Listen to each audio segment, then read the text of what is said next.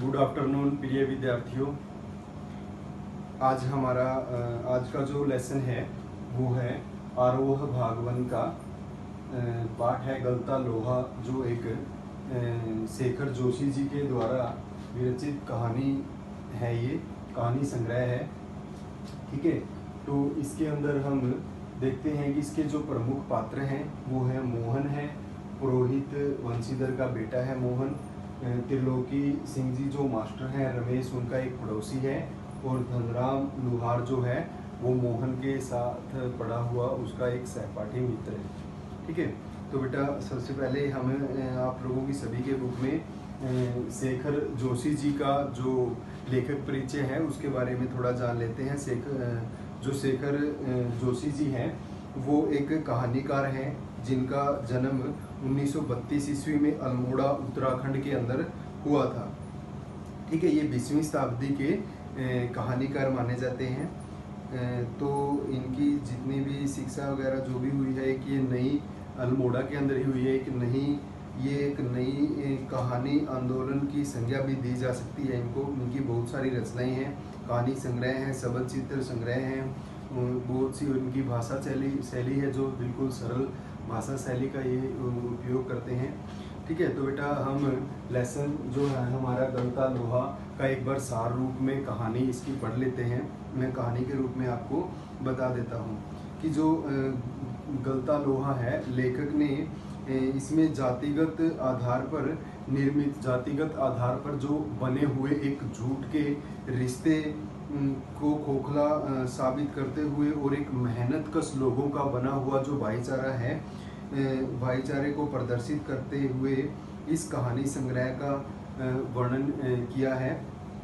कहानी संग्रह के अंदर एक मोहन है जो इस कहानी के प्रमुख पात्र हैं, जो इनको हम नायक भी कह सकते हैं, ठीक है। जो गलता लोहा लेसन है हमारा, उसके जो नायक हैं वो मोहन है, ठीक है। उसके नायक कौन है? मोहन है। पुरोहित वंशीधर जी हैं जिनका बेटा मोहन है। पुरोहित है ये गांव के, वंशीधर जी पुरोहित हैं। गांव के पुरोहितों का काम क्या होता है कि जैसे पंडित लोग होते हैं वो एक पुरोहित होते हैं, जैसे पूजा पाठ के द्वारा अपना घर का गुजारा वगैरह चलाते हैं। तो पुरोहित वंशीधर जी हैं जो वो प्रोताहीन मतलब पुरोहिती अपने जो करके उससे घर का गुजारा उनका अच्छे से नहीं चल पाता, ठीक है।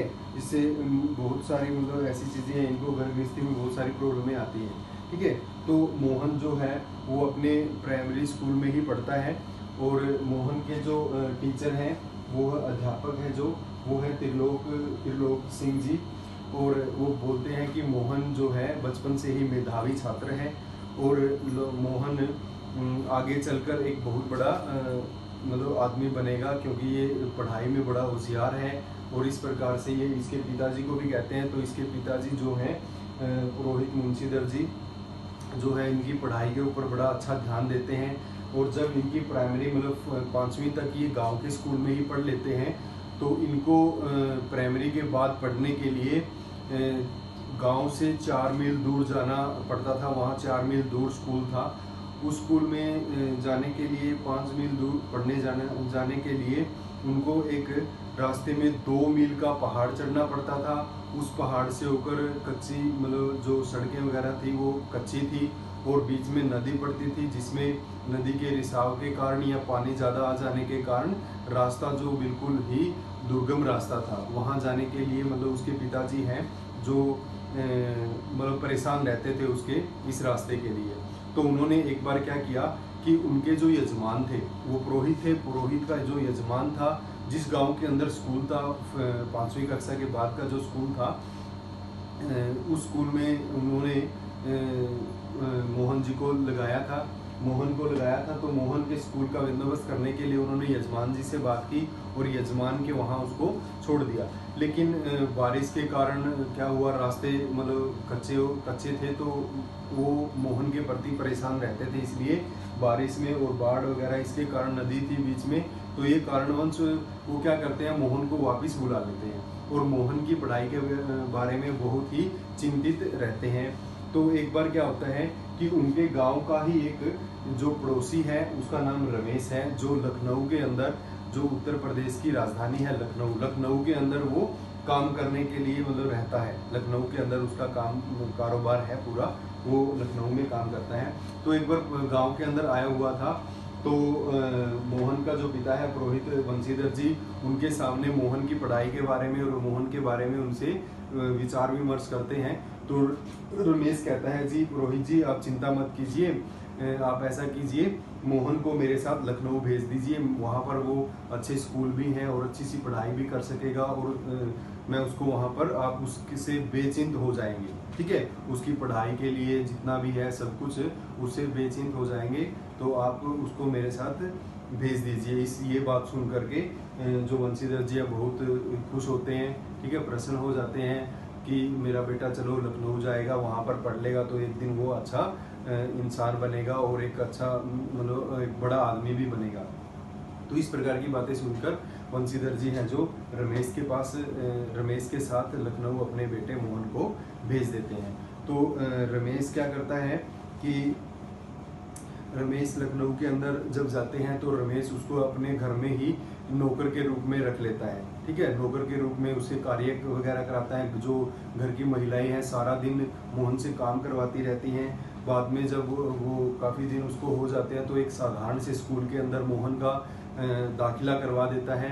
और दाखिला मोहन का जब साधारण से स्कूल में हो जाता है तो दिन भर मोहन घर के काम में व्यस्त रहता है, जिसकी वजह से वो स्कूल का कोई भी काम नहीं कर पाता। तो एक मेधावी छात्र मोहन जो अपने गांव के स्कूल का टॉप रहा है, जिसको छात्रवृत्ति भी मिली थी, ठीक है, वो मोहन वहाँ जाकर के घर गृहस्थी के कामों में इतना उलझ जाता है कि उसका सारा सपना है जो वो टूट जाता है।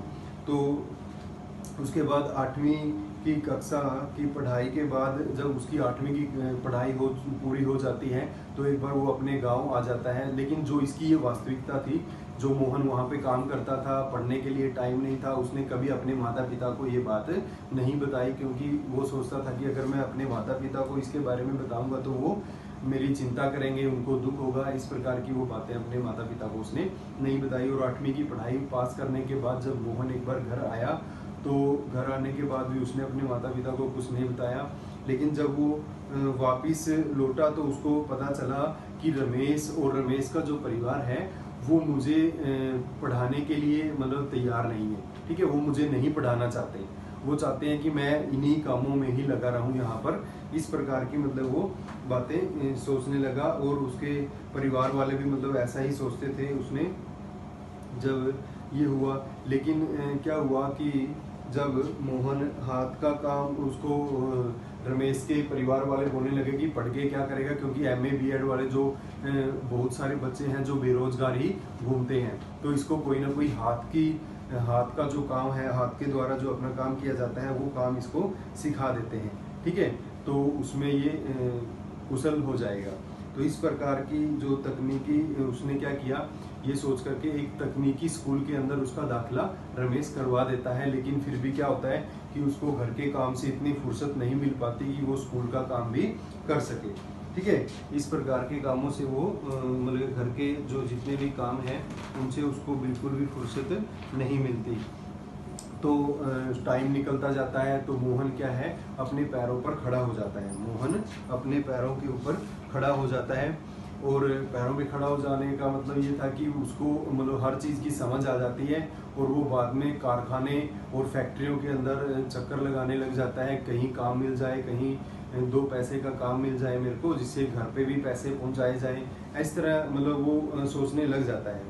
तो जब उसके पिता को उसकी वास्तविकता का पता चलता है, मोहन के पिता को, बंशीधर को जब पता चलता है कि मेरा बेटा वहाँ पर पढ़ाई नहीं हो रही है और ऐसे ऐसे काम के अंदर वो करता है, तो उसके पिता को उसके बारे में बहुत दुख होता है, क्योंकि भाई उसका बेटा बहुत मेधावी था, बहुत ही होनहार विद्यार्थी था, लेकिन उसको उसकी पढ़ाई वगैरह वहाँ कुछ नहीं होती, तो वो एक बिल्कुल ही मतलब अपनी पढ़ाई से बिल्कुल विमुख हो जाता है, ठीक है। तो इसलिए उसके पिता बहुत ही उसकी चिंता करने लग जाते हैं और उनको बहुत दुख होता है। तो जब उनको ये पता लग जाता है तो मोहन वहाँ से अपने गांव आ जाता है, ठीक है, मोहन अपने गांव आ जाता है सब कुछ छोड़ छाड़ करके।